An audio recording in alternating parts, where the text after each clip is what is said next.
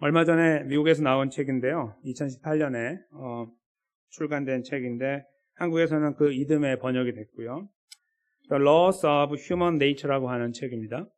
이 책은 한국말로는 인간 본성의 법칙이라고 이제 번역이 됐는데 굉장히 두꺼운 책이에요. 굉장히 두꺼운 책인데 이미 그 밀리언셀러가 돼서 이제 사람들에게 이름을 알린 로버트 그린이라고 하는 분, 사진에 나와 있는 분이 이 책을 지었어요. 그러니까 이제 뭐 다른 책도 있는데 이제 지금 소개해드릴 필요는 없는 것 같고요. 근데 이 책이 여러 가지로 이제 아주 철학적인 깊이를 갖고 있는 책이라고 볼 수는 없지만, 그러나 여러 가지 모양에서 공감할 수 있는 것들이 많아요. 우리 사람이 18가지 법칙을 쫙 이렇게 나열해가지고 인간은 이렇다라고 이제 쓰고 있는 건데요. 그래서 공감하는 부분도 있고 공감하지 못하는 부분도 있으실 거예요. 책을 읽으시다 이제 혹시 읽으실 기회가 되고서 읽으시다 보면 이제 그런데 굉장히 깊이가 있고 공감을 사고, 그래서 이제 한국에도 번역이 된 거죠. 많은 사람들이 읽고 있는 책인데요. 이 책의 5장에 보면은 제목이 이제 흥미로운 이제 법이 나오는데 선망의 법칙이라고 이제 돼 있어요. 선망의 법칙이라는 이제 그 법이 이제 5번째 장에 나오는데 영어로 covetlessness, 이거 발음이 잘 어려운데 커빗이라는 게 뭐냐? 카빗이라는 게 뭐냐면 탐내는 거예요. 십계명에도 나와 있잖아요. 탐내는 거. 탐내지 말라는 그 탐내는다는 단어가 법으로 연결돼가지고 사람은 이렇다라고 쓰고 있는 거예요. 원래는 조금 더 냉철하게 쓰면은 탐심의 법칙 이렇게 쓰는 게 좀 더 가까운데요. 이걸 약간 좀 부드럽게 바꿔갖고 선망의 법칙으로 바꾼 것 같아요. 번역할 때. 선망의 법칙은 뭐냐면 사람들이 이제 뭔가를 이렇게 추구해 나가잖아요. 그래서 이제 딱 이루었어요. 성취가 되면 사람은 누구나 그걸로 계속 만족하고 살지 않는다는 거예요. 패스. 이건 됐으니까 패스. 바로 다음으로 넘어가서 다른 것을 추구한다는 거죠. 이게 본성이라는 거예요. 여러분 어떠신가요? 동의하시는가요?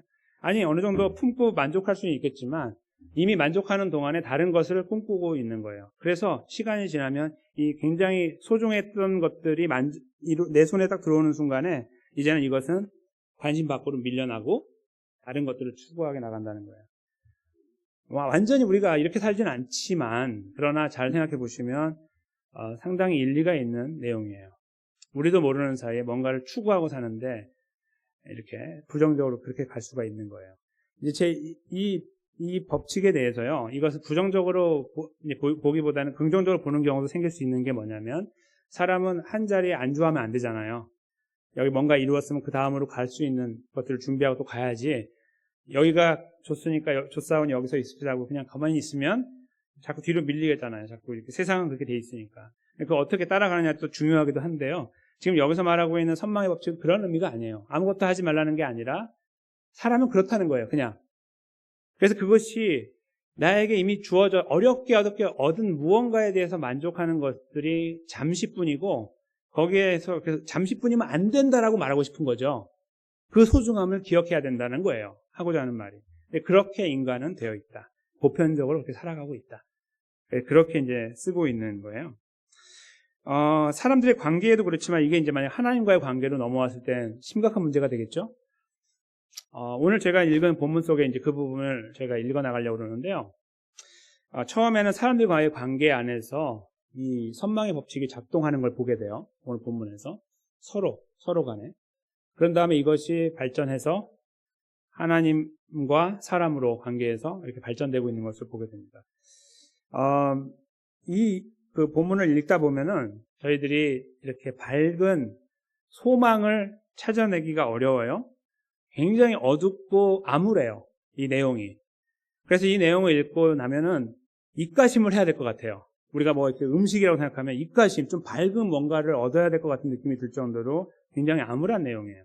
이 내용 속에서 하나님 우리에게 말씀하시고 계시는 것이 무엇인지를 좀 더 좀 깊이 있게 생각하는 시간을 가졌으면 좋겠습니다. 그리고 저희 모두가 다시 이 말씀 때문에 이 암울한데도 불구하고 여기에서 찾을 수 있는 놀라운 하나님의 은혜의 메시지를 저희가 함께 나눌 수 있는 그런 기회가 됐으면 좋겠습니다. 그래서 말씀으로 이제 들어가겠는데요.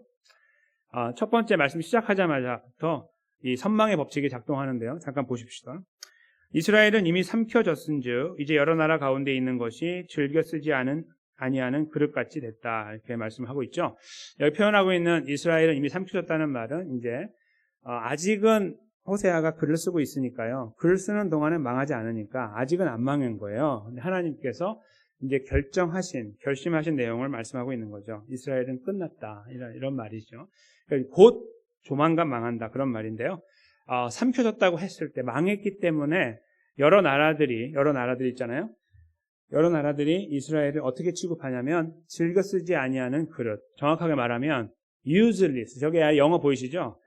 쓸모없는 그릇으로 여기게 됐다. 그런 말입니다. 이게 이제 어떤 말씀인지 잠깐 생각해 보겠습니다. 이스라엘이 그동안에 자기가 도움을 받기 위해서 조공을 사방에 보냈어요. 특별히 큰 나라는 애굽하고 아수르였어요. 이 나라들에게 돈을 보내고 계속 이렇게 재물을 보내가지고 나를 좀 도와달라고 하는 이 SOS를 보냈어요. 손을 이렇게 뻗치는 거죠. 그런 일들을 했는데요. 결국은 아수르가 그 선택을 받아요. 그러니까 정확하게 말하면은 이스라엘 선택했지만 나중에 아수르가 자기를 망하게 하거든요. 자기가 선택하고 자기가 망하게 되는데 그 관계가 형성이 되니까 다른 나라들이 관심을 껐다는 거예요. 이제 더 이상 필요 없다. 이집트, 애굽도 저 나라하고 우리가 좀 관계 형성하면 우리가 조공을 받으면 이익이 있겠지라고 뭔가 좀 관심을 보였는데 결국은 저 위쪽으로 가버렸거든요. 에이, 그동안에 괜찮았는데 뭐 더 이상 없네. 이렇게 하고 끝내버렸다는 말이에요. 그런 상황이 됐다는 걸 설명하는데 저게 바로 선망의 법칙과 딱 맞닿아 있는 거예요. 어떤 의미에서 그러냐면 추구하려고 하는 아수르는 이스라엘을 가지려고 했는데 스스로 와가지고 우리를 가져주십시오라고 하니까 땡큐 하고 가졌거든요. 그러니까 그 안에서 오는 이 선망의 법칙이 작동해요. 왜요? 나중에 그들을 진멸해버리거든요. 그러니까 그들을 보호하는 차원에서의 관계로 만족하지 않냐고 그냥 그들을 눌러버리는 것으로 가요. 그러니까 벌써 아수르라는 나라가 선망의 법칙을 작동시키고 있는 거예요. 자기 안에서. 그러면은 또 다른 나라가 어디 있을까요? 다른 나라. 애굽만 들어보면 아이고 저 나라랑 함께 갔으면 참 좋을 뻔했는데 저 북쪽으로 넘어가 버렸으니까 이제 끝났네. 이 나라도요. 선망의 법칙이 작동하는 거예요. 가졌으면은 가졌기 때문에 관심을 없애는 거고요. 관심이 없어지는 거예요. 내 거가 됐으니까. 못 가졌으니까 버려버리는 거예요. 그게 작동하고 있는 거예요. 그러니까 못 가졌지만 그래도 좀 가져보려고 하는 마음을 갖고 있다거나 어떤 그 열정을 갖고 있다거나 아니면 가졌기 때문에 더 사랑하고 더 보호하고 하는 마음을 갖고 있으면 좋은데 두 나라들이 보여주는 형태는 그렇지 않다는 걸 보여주고 있는 거예요. 그리고요, 이스라엘도 보여주고 있어요. 이 말씀을 잘 읽어보시면 이스라엘은 삼켜졌지만 아수르에게 이제 아수르에게 갈 거지만 아수르를 선택했거든요. 우리를 도와달라고. 가장 강력해 보이는 아수르에게. 그러니 스스로가 선망의 법칙을 작동시킨 거예요. 그래서 선택해놓고 나머지는 다 잘라버리는 거죠. 다 필요 없는 거예요, 이제. 그리고 이제 나중에 그것을 통해서 만족을 얻으려고 하는 순간에 망해버리게 되는 거죠. 그렇게 됐거든요. 그러니까 전부 다요, 이 세 삼각관계를 잠깐라고 하고 본다면, 그냥 세 나라만, 그 안에 작동하는 것들이 전부 다 선망의 법칙이 작동하고 있는 거예요. 얻었기 때문에, 얻지 못했기 때문에, 선택했기 때문에, 다 거기서 끝내버리는 나름의 선망의 법칙들이 움직이고 있는 거예요. 그런 의미에서 지금 시작하는 포인트부터 암울해요. 왜요? 이스라엘은 그래도 명색이 하나님 백성이라고 이름을 듣고 지금까지 걸어왔고 하나님도 그렇게 여겨주시고 왔는데 지금 걸어가는 걸음에서 그런 모습들을 바라보지 못하고 인간의 굉장히 저급한 부분들, 더럽고 냄새나는 부분들이 작동하고 있는 것을 보기 때문에 그래요. 이스라엘만 그런 것이 아니라 주변이 다 그래서 함께 그냥 진흙탕 싸움을 하고 있는 것처럼 보이고 거기에 빠져들어가는, 늪에 빠져들어가는 것처럼 보이는 이스라엘을 보기 때문에 그래요.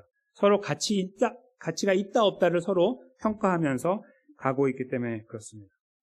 근데 이들이 이렇게 망가지게 되어 나가는 그림이요. 여기서 끝나는 게 아니고 이제 이스라엘이 하나님과의 관계에서 이 망가진 관계를 이제 이루어가고 있어요. 하나님을 향해 선망의 법칙을 쓰고 있는 거예요.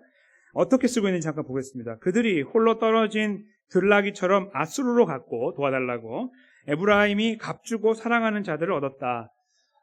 저희가 이 호세아서를 읽어오면서 생각하는 하나의 그 그림이 있는데 그게 뭐냐면 몸을 파는 여인의 그림을 그려왔습니다. 그렇죠?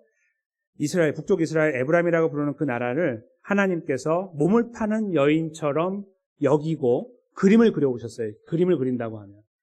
그러니까 그들이 어떻게 몸을 팔았냐 하면 이 내용을 보면 보통 몸을 판다는 말은요. 되게 지금 제가 말씀을 드리기도 좀 거북하지만 화대라는 게 있어요. 그러니까 몸을 판 값을 받고 가는 게 일반적이에요. 누구나. 이거는 만국 공통이에요. 예외가 없는. 내가 몸을 팔았으니까 내가 돈을 받아야 되는 거죠. 이스라엘은 어떻게 하냐면요. 돈을 주고 몸을 파는 거예요. 기가 막히죠. 그러니까 에브라임이 값을 주고 사랑하는 자를 사요. 나를 좀 사랑해 주셔 하고 돈을 주고 있는 거예요. 이런 모양을 여기 지금 쓰고 있죠. 그러니까 그들이 하나님으로부터 등을 돌리고 떠나가는 모습에 스스로는 뭔가 이게 자구책이다. 이게 우리를 살릴 수 있는 방법이라고 했는지 모르지만 저희가 한 걸음 뒤로 물러가서 보면 너무나 우스꽝스럽고 말도 안 되는 거예요. 바보 멍청이 같은 일을 하고 있는 거예요. 자기 간과 슬개를 다 빼주면서 나를 죽여주십시오라고 하는 거하고 똑같은 거예요. 그런 모양으로 그들이 하나님을 떠나고 있다 하는 것을 보여주고 있죠. 이 9절 말씀에서요. 그리고 이 값이라는 말이 10절에 또 나오는데요. 값을 거기만 준 건 아니에요. 왜냐하면 애굽에도 보내고 다른 나라에도 보냈으니까. 여러 나라에게 값을 주었을지라도 이제 내가 그들을 다 모아서 심판할 거고요.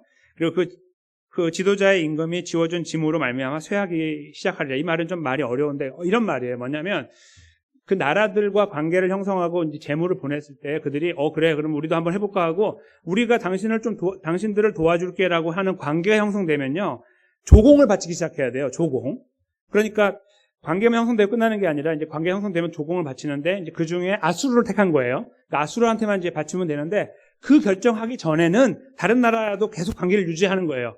이제 소위 간을 본다고 그러죠. 간을 보는 와중에 계속 하기 때문에 이제 그 짐이 버거워서 실제로 그걸로 인해서 그들이 파산해 버릴 것이다. 이제 그런 의미예요. 결국은 가지고 있는 걸 다 쓰고 주저앉아 버리게 될 그런 그림을 10절에서 그려주고 있는 거죠. 그러니까 이스라엘 상황을 이렇게 한번 저희가 그림으로 그려보면 굉장히 어리석은 판단을 내렸고 그리고 자기 속을 다 드러내고 있고 다 퍼주면서 결국은 망하는 길로 가고 있는 이런 어처구니 없는 결정들을 그들이 내리고 있는 거예요. 왜 이렇게 눈이 멀어버렸을까요? 11절에 나와 있는 죄 때문이죠. 에브라임이 죄를 짓는 과정을 통해 눈이 멀어버리게 됐는데 제단을 만든다는 말은 죄를 해결하기 위한 곳이에요. 거기에서 짐승을 잡아서 하나님께 제사를 드림으로 죄가 사해지는 그런 과정을 만들어 놨잖아요. 근데 그 제단을 만들었는데 거기에서 뭘 하냐면 죄를 져요. 우습죠? 그러니까 그 제단을 많이 만들면 많이 만들수록 그 이스라엘 백성들이 죄를 해결할 수 있는 기회가 많아져야 되는 거잖아요. 근데 많아지면 많아질수록 죄를 짓는 거예요. 왜? 가서 제사를 안 지내거든요. 이 죄 문제를 해결하러 가는 게 아니라 거기에 가서 다른 신들에게 제사를 드리는 거예요.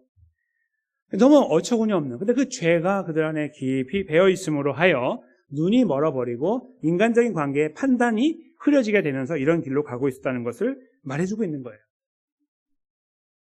하나님께서 선지자를 통해 율법을 보내셨어요. 12절에 보면 이렇게 하면 안 된다, 저렇게 해야 된다라고 계속 말씀하시지만 그걸 쳐다보면서 이상하다고 표현해요. 그렇죠? 이건 이상한 거라고 여기고 있는 그 어리석은 상황 속에 빠져 있는 그들. 근데 여기에서요 가장 그들의 상황을 심각하게 묘사하는 게 13절인데요. 잘 이제 저희가 들여다보겠습니다. 그들이 이제 이런 과정에 하나님과 등지고 가고 있는 과정에 이루어 나가는 일들이 이거예요. 그들이 내게 고기를 제물로 드려요. 그러니까 아까 그 제단에 가져오나 보죠.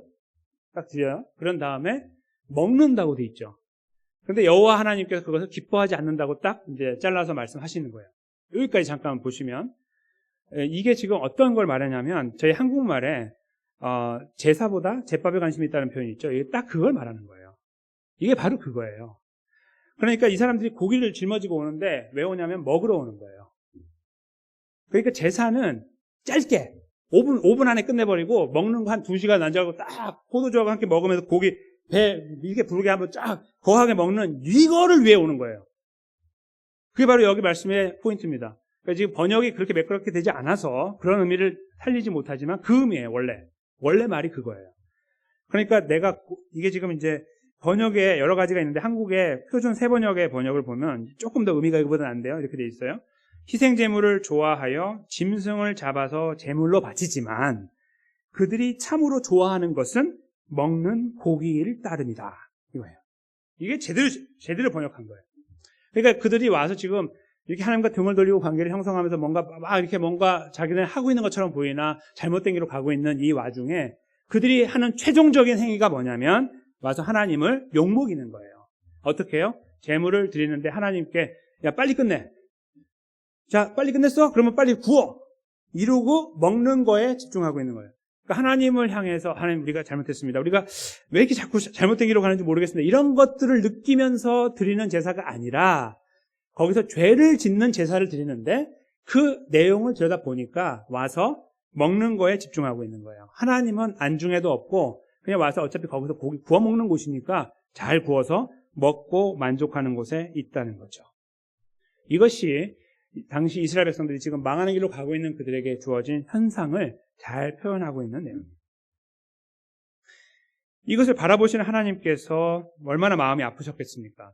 그래서 여기 보시면은 13절 끝에 보면은 그들이 결국은 이 죄로 인하여 그 벌을 받게 될 것이고 그리고 14절에 보면은 그들이 이루어온 모든 것들이 한꺼번에 망하게 될 것이다라고 14절에 말씀했습니다. 그리고 실제로 역사는 그렇게 이루어졌습니다.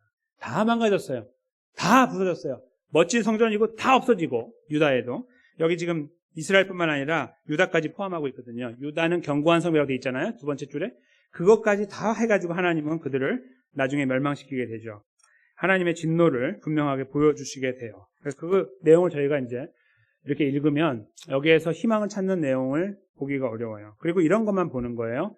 사람과의 관계 안에서 선망의 법칙이 작동하는 것도 탐탁지가 않고 별로 내키지 않고 아름다워 보이지 않는데 이스라엘이라는 이 백성들이 하나님의 백성들이 하나님을 향해서 감히 선망의 법칙을 작동시키고 있다는 거죠. 이걸 작동시키니까 하나님은 이제 더 이상 재미가 없어요. 재미가 없어. 그래서 하나님을 패스시키고 다른 것들에 의존하며 사는 것에 익숙한 거예요. 그리고 잘 살아왔고 지금까지 안 망했어요. 호세아가 아무리 말해도 소용없는 것이 이들은 망하기 전까지는 인정하지 않아요. 다 망해서 죽어나가고 있을 때 그때야 비로소 우리가 죽었구나라고 알지 그 죽기 전까지는 절대로 몰라요. 안 믿어요, 이 말을. 지금까지 하나님 계속해서 붙잡아 주시고 용서해 주시고 왔으니 더 이상 믿을 수 있는 근거가 하나도 없는 거예요. 그 상황 속에 이들이 있습니다. 여러분과 제가 여기에서 생각해야 되는 그 중요한 포인트는 이스라엘 백성들이 이렇게 무너져 내린 상황에 우리가 생각하게 되는 한 가지 그 부분이 있어서 그걸 이제 생각하려고 하는데 뭐냐면 하나님 말씀이에요. 호세아서가 시작하면서 저희가 아시다시피 호세아가 강조했던 거는 여호와를 알자라는 걸 강조했죠. 힘써 여호와를 알아야 된다. 하나님은 아는 것을 강조했어요. 그렇게 돼야 된다는. 하나님은 아는 만큼 섬기게 될 수 있다라는 전제였습니다. 근데 그것이 그들이 그 말을 듣고 하나님을 알려고 했건 안 했건 잠깐만 생각해 보시면 이스라엘이 하나님을 잘 알고 있을 때도 잘 알지 못할 때도 그들의 걸음은 그렇게 아름답지 않았다는 것을 생각하게 돼요. 성경이 우리에게 증거하고 있어요. 뭐 잘 알고 있는 데는 바로 여호수아가 이스라엘을 데리고 건너와서 가나안 땅을 정복하고 있을 때가 가장 핫할 때잖아요. 가장 뜨거울 때예요. 하나님을 제일 경험한 사람이 제일 많을 때예요. 그 다음부터 점점 없어지거든요. 그러니까 점점 더 안 좋아지는데 그때조차도 그들이 벌써 등을 돌리고 하지 말라는 거에 더 하고 싶은 마음을 갖게 되는 그런 상황으로 치달았잖아요. 그러니까 하나님을 아는 지식이 우리를 바꾼다는 것은 어폐가 있다는 거예요. 한번 잘 생각해 보세요. 여러분들의 삶을 한번 떠올려 보시면 돼요. 여러분이 정말 하나님의 말씀을 많이 알아요. 그럼 우리가 여기서 강조하는 게 뭐냐면 아는 것을 행하라고 말하잖아요. 그렇죠? 머리에 있는 것이 가슴으로 내려와야 된다. 이런 표현도 쓰고 그래요. 그래서 결국 삶을 통해서 우리가 말씀을 이루어가야 된다라고 표현하는데 그게 되고 있냐고요. 그걸 이제 물어보시라는 거예요. 스스로에게. 그게 무슨 말씀이냐면 우리가 머릿속으로 하나님을 알아요. 그리고 오늘 본문을 읽으면서 우리가 무엇이 잘못됐는지 금방 알아요. 제가 더 이상 설명 안 드려도 왜 잘못됐는지 아시잖아요. 그리고 잘못된 길로 계속 가고 있는 거고. 그러니까 우리가 돌이키기 위해서는 하나님의 말씀을 잘 알고 다시 뭔가 이렇게 방향을 돌리면 될 거라고 생각할 수 있으나 그게 그렇지 않다라는 것을 우리가 안다는 거예요. 석연치 않지만. 그러니까 이루고 싶죠. 하나님 말씀을 알면 돌아오지 그래도 라고 말하고 싶어요. 근데 아니에요. 이거는 이들도 보여주고 있고요. 여러분과 제 삶이 보여주고 있는 거예요. 우리 하나님 말씀을 계속 듣잖아요. 주일에 오셔서. 그리고 들으실 때마다 어떨 때는 우리의 가슴을 막 찌르는 말씀이 되기도 하고 그러잖아요. 저도 마찬가지고요. 제가 말씀을 준비하면서. 근데 그런 시간들을 우리가 가졌는데 그러면 그 부분에 대해서 우리가 어떻게 말씀으로 이 삶을 극복해 나가고 있냐라고 물어보면 답하기가 쉽지 않아요. 여러분 답하시기가 쉬우신가요? 그래서 저는 제 삶이 계속 일취월장하고 있습니다. 쫙쫙 발전하고 있습니다. 이렇게 말씀하실 분이 계십니까? 그러니까요. 이게 지금 중요한 걸 말씀하고 있는 거예요. 하나님 말씀을 아는 것이 우리를 바꾸는 게 아니라는 거예요. 우리들의 지식이, 하나님 아는 지식이 우리를 바꾸지 않아요. 그건 호세아가 말하고 있는 거고. 그러니까요. 지금 호세아서를 제가 이렇게 쭉 읽어나가면서 이 안에서 뭔가 소망을 찾아보려고 노력하는데 물론 하나님의 말씀을 통해 주시기도 하죠. 근데 오늘 말씀은 이렇게 끝나는 거예요. 쭉 내려가다가 이 바다의 시면으로 내려가서 바닥을 딱 치고 거기 꽂히는 거예요. 그냥 이렇게. 바다에 내려가서 바닥을 딱 치고 여기 박혀 들어가는 거예요. 그리고 끝나는 말씀이라고 생각하시면 돼요. 여기 했다가 다시 올라오는 게 아니고 여기 박히고 끝나는 거예요. 오늘 본문의 말씀은 그 내용이에요. 아무 소망이 없어요. 그러니까 잘못된 길로 가는 거 그렇게 말해도 소용없고 하나님이 선지자를 보내도 소용없고 그들은 결국 하나님을 능욕하고 있는 거예요. 그 자리에 그들은 아무렇지도 않게 서 있는 것으로 마침표가 찍혀져요. 하나님의 벌이 있다면 벌이 있는 걸로 끝나는 거예요. 그들이 살아왔던 삶도 앞으로 배워갈 하나님 말씀도 앞으로 들을 선지자의 메시지도 그들의 귓가에는 아무런 의미 없이 울려 퍼지고 있는 거예요. 속으로 들어가지 않고. 이스라엘 여기서 망해야 되는 거 아닙니까? 이쯤 되면. 여기에서 저희가 무슨 생각을 더 해야 될까요? 하나님이 여기서 뭘 더 하셔야 되죠? 이 이스라엘을 바라보면서. 그래도 하나님이시니까 참고 견디고 가셔야 된다. 이런 이야기를 저희가 하기에는 좀 너무 많이 왔죠. 이스라엘이. 그렇죠? 근데 그 자리에 있어요. 제밥에만 관심이 있고 제사에는 관심 없고 하나님 앞에 진지하게 살아가는 것은 관심 없고 하나님을 가지고 능욕하는 것에 관심이 있고 자기의 욕망을 채우는 것에만 관심이 있고 하나님의 영광은 관심이 없는 그런 자리에 있는 에브라임, 이스라엘을 바라보면서 저희는 그저 고개를 떨구게 되는 것입니다. 이 말씀을 가지고 이 굉장히 어두운 이 말씀을 가지고 하나님께서 저에게 하시고자 하는 말씀이 있어요. 그건 뭐냐면요. 그러니까 말씀을 좀 배워라. 그래서 그걸로 회복해라. 이런 말씀이 아니에요. 물론 하나님 말씀 배워야 돼요. 우리는 하나님 말씀 듣고 계속해서 묵상하고 거기에 성장이 이루어지니까요. 그러나 거기에 그것이 우리를 바꿔나가는 진정한 근본적인 힘이 아니에요. 그 근본적인 힘을 하나님께서 말씀하고 싶은 거예요. 첫째는 이거죠. 너희는 안 돼. 이거예요. 이 본문에서. 인간은 안 돼. 이거예요. 하나님이 말씀하시는 내용 중에 이런 말씀이 있죠. 인간은 태어나면서부터 할게요. 태어나면서부터 할게요. 그러니까 이미 체질을 알아요. 안 된다는 존재라는 것을 알고 그들이 태어나는 거예요. 그들은 몰라도 하나님이 아시는 거예요. 아무런 희망을 걸지 않아요. 그렇기 때문에 알고 계시니까. 그럼 무엇이죠? 무엇을 희망으로 둘 수 있고 이 말씀을 우리가 다시 어떻게 해서 이 말씀을 마무리 져야 될까요? 그 불가능이라고 하는 거 있잖아요. 우리는 안 된다고, 우리는 못한다라고 하는 생각 위에 우리가 만나는 한 분이 계시기 때문이에요. 여러분과 제가 안 된다는 것을 확실하게 마침표를 찍지 않으면 만나지 못하는 분. 만났다고 해도 제대로 안 만나는 거죠. 그렇죠? 이 마침표를 확실히 안 찍으면 만난 것 같지만 만났죠? 그렇지만 제대로 만나지 못한 거죠. 누구이죠? 우리의 구원자 예수님입니다. 오늘 이 본문에서요, 결국 우리 하나님 백성으로 부름받은 존재들이 관심을 갖고 집중해야 되는 것은 제사라는 것을 알게 돼요. 제사. sacrifice. 저 제사는 오늘날로 말하면 예배예요. 하나님 인정하는 거예요. 근데 그 자리로 가는 것을 말씀하는 건데 이 제사라는 단어가 여러 번 쓰이다가 종결적으로 쓰인 데가 있어요. 마침표처럼. 그게 바로 히브리서예요. 사람들에게 더 낫고 올바른 제사를 요구하지 않으세요. 하나님은. 안 된다는 거 아니까. 그래서 물론 말씀하시지만 안 돼요. 계속 안 됐으니까. 계속 안 됐어요. 계속 지금부터도 안 되고 옛날에도 안 되고. 그런 와중에 2000년 전에 예수님이 이 땅에 오셨죠. 예수님이 걸어가신 걸음을 히브리 기자를 통해서 히브리서는 하나님 백성들에게 예수님이 대제사장으로 오셨다 이렇게 말씀하죠. 그리고 대제사장이 잡아서 죽이는 제물이 스스로 되셨다 이렇게 말씀합니다. 그러니까 1인 2역이 된 거예요. 예수님이 칼을 잡고 서신 다음에 제사를 준비하고 있어요. 그 다음에 자기가 누워서 자기를 찌른 거죠. 이렇게. 이게 바로 예수님 혼자 하신 거예요. 놀라운 거죠. 제사장, 제물 동시에 되신 거예요. 아무도 개입하지 않았어요. 할 수도 없고. 그것을 히브리서가 잘 표현하고 있는 중에 특별히 9장 26절 뒷부분하고요. 그다음 10장 10절을 읽으려고 그러는데요. 잠깐 저희가 들여다보겠습니다. 제 9절을 이 앞부분은 제가 했습니다. 이제 자기를 단번에 제물로 드려 죄를 없이 하시려고 세상 끝에 나타나셨느니라. 지금으로부터 2000년 전에 이 세상에 오셨다는 뜻인데요. 그때 왜 오셨냐면 단번에 자기 자신을 몸을 들여서 드리기 위해 오셨다는 거예요. 이게 지금 여기서 드린다는 것은 희생을 드린다, 제사를 드린다 그런 말입니다. 지금 오늘 본문에서 저희가 생각하고 있는 이스라엘이 제대로 하지 않은 바로 그것을 예수님께서 제대로 정정하기 오셨다는 거예요. 어떤 동물을 통해서가 아니고 자신의 몸을 통해서. 그것이 첫 번째 메시지고요. 이 과정을 지나 이것이 완성된 다음에 바로 10장 10절이 기록되어 있는 것이죠. 우리 한 목소리로 읽겠습니다. 이 뜻을 따라 예수 그리스도의 몸을 단번에 들이심으로 말미암아 우리가 거룩함을 얻었노라. 아멘. 네.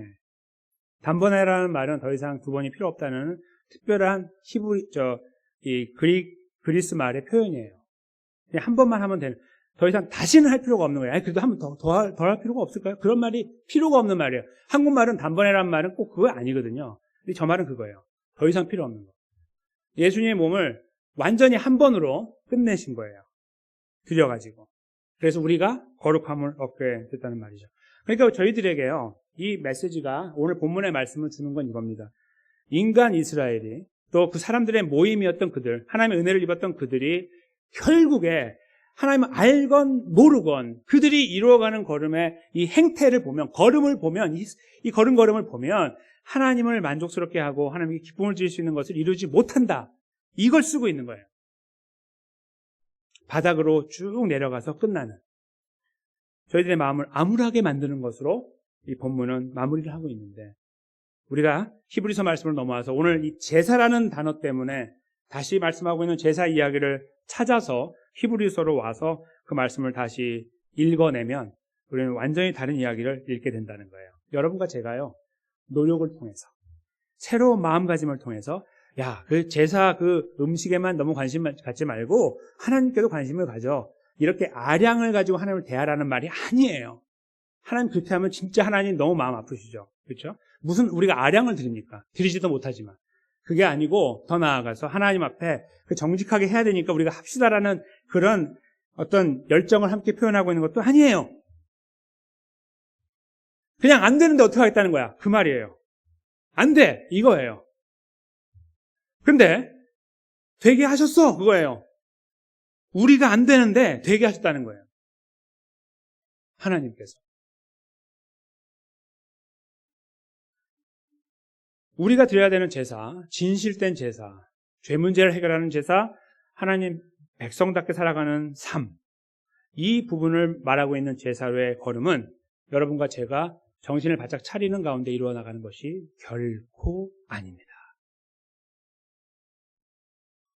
여러분이 결코 그 길을 담보하지 못하는 것이요, 우리가 가다가 갑작스러운 사고로 기억을 상실할 수 있거든요. 그렇죠? 젊은 사람이건 연세가 있으신 분들이건 어떻게 할 거예요? 그 구원 어떻게 할 겁니까? 기억이 안 나는데, 예수님 이름도 기억이 안 나는데. 우리의 구원의 이 키가 하나님께 없으면 그 결국에 가는 거예요. 사람마다 다른데 다 그냥 그거 가요. 아무도 장담하지 못합니다. 마지막을. 근데 우리가 무슨 이유로 예수를 믿어야 되나요? 왜? 차라리 밖에 나가서 다른 종교에 내가 몰두하는 게 낫지. 만약에 이런 종교적인 마음이 있다면. 그렇지 않으신가요? 개런티도 안 되는 걸 왜 믿어? 우리에게 있으면 개런티가 없는 거예요. 우리에게 달려있다면. 그래서 아니라는 걸 말씀드리는 거예요.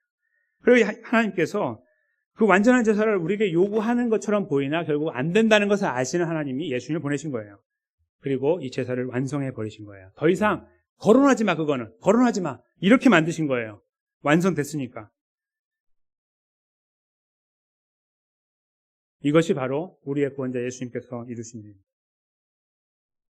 그리고 우리는 더 이상 오늘 본문의 말씀을 읽었을 때 마음은 아프지만요. 저렇게 되면 망하는데, 저렇게 되면 지옥 가는 데는 이야기를 할 필요가 없게 된 거예요. 왜냐하면 그것 때문에 움직이는 존재가 아니거든요. 이제는 예수님이 다 완성한 그 구원 안에 있기 때문에, 완성된 제사 안에 있기 때문이에요. 근데 우리에게 또 하나 질문이 따라오죠. 그러면 막 살아도 됩니까? 막 사세요, 살고 싶으시면. 그러나 우리는 그렇게 살고 싶지 않아요. 누가 그렇게 살고 싶어요? 이 은혜 앞에서요, 이 사실을 우리가 깊이 생각하다 보면요, 우리 안에 이상한 생각들이 막 올라와요. 안에서 막 그런 거 있잖아요. 막 간절한 마음 같은 것들이 올라오죠. 그리고 우리 삶을 돌아보는 눈이 더 날카로워져요. 옛날보다. 그리고 우리 스스로가 질문하게 되죠. 내가 이렇게 살면 안 되는데.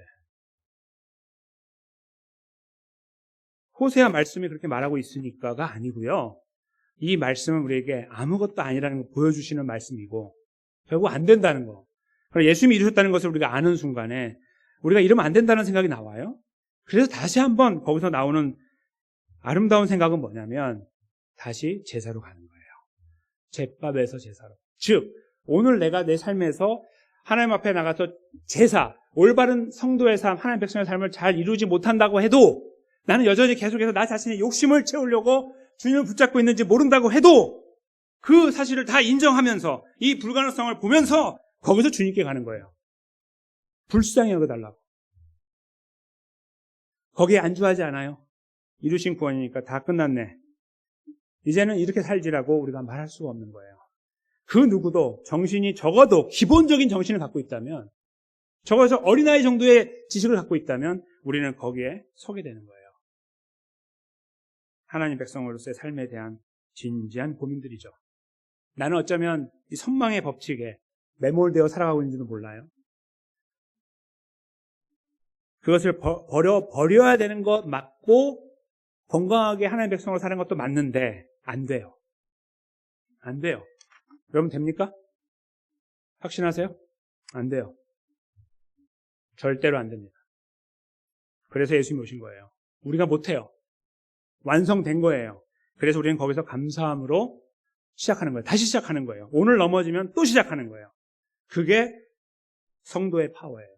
그게 예수 그리스도를 진정으로 믿는 사람들의 파워예요. 아무도 막지 못하죠. 그러나 내가 살아있으면요, 내가 그래도 한번 해봐야 되는데, 이러면 예수님이 그렇게 중요하지 않아요. 내가 중요하지.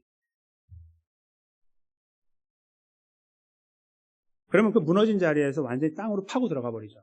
다시는 안 한다고. 내가 저 사람 때문에 이렇게 됐는데 내가 다시는 안 해. 내가 이렇게 되죠. 내가 왜 손해를 봐야 되는데, 저 사람 저렇게 버주고 다니는데, 이렇게 되는 거예요. 그렇죠? 근데 오늘 말씀은 그게 아니라고 말씀하시는데, 이 두 가지가 섞여 있는 거예요. 안 된다고 말씀하시지만 하셨다고 말씀하시는 거예요. 예수님이. 그러면서 우리에게 말씀하는 거, 그러니까 그리로 가야지라고 다시 말씀하는 거예요. 누구를 붙잡아서요? 여러분과 저를 붙잡아서는 완전히 망해버리죠? 절대로 아닙니다. 그 옆에 누구도 아니에요. 우리를 위해 저 고통의 자리에서, 저 저주의 자리에서, 저 제사의 제물이 되시고 우리를 위해 피와 물을 다 쏟아주시며 형장의 이슬로 그 삶을 마무리하신 우리의 구원자 예수 그리스도, 그 예수 그리스도이십니다. 여러분과 제가 다시 그 관점으로 주님을 바라볼 때 우리가 가야 될 걸음을 다시 확인하게 됩니다. 옆에 사람들은 별로 중요하지 않아요. 바라보는 거는 굉장히 이기적인 생각으로 바라보거든요. 나를 좀 괜찮게 보여야 되니까. 그거는 별로 중요하지 않다고 생각하고요. 안 하는 게 낫다고 생각합니다. 그거보다 이 말씀 앞에 우리 자신을 깊이 내려놓고 묵상하는 시간이 더 중요하다고. 주님의 역사하심, 나를 불쌍히 여기심이 내가 처음 주님 만났을 때 뿐만 아니라 지금까지 내 삶이 굴곡이 지고 막 소용돌이가 치고 이렇게 왔는데, 이 말씀은요, 우리가 어려운 삶을 살았다는 말씀도 되지만 또 하나는 우리의 이 믿음이 굉장히 엉망이었다는 말씀도 되는 거예요. 이렇게. 그럼에도 불구하고 우리가 여기 있어요, 지금. 그것을 바라봤으면 좋겠습니다. 그분이 우리의 구원자 예수 그리스도이십니다. 그분을 우리가 의지하면서 마땅히 가야 된다고 말씀하시는 걸음에 누구의 눈치도 보지 않고 저 사람은 왜 안 가요? 생각할 필요 없이 나 스스로만 주님 앞에 세우고 주여 나를 불쌍히 여기소서. 내가 못 갑니다.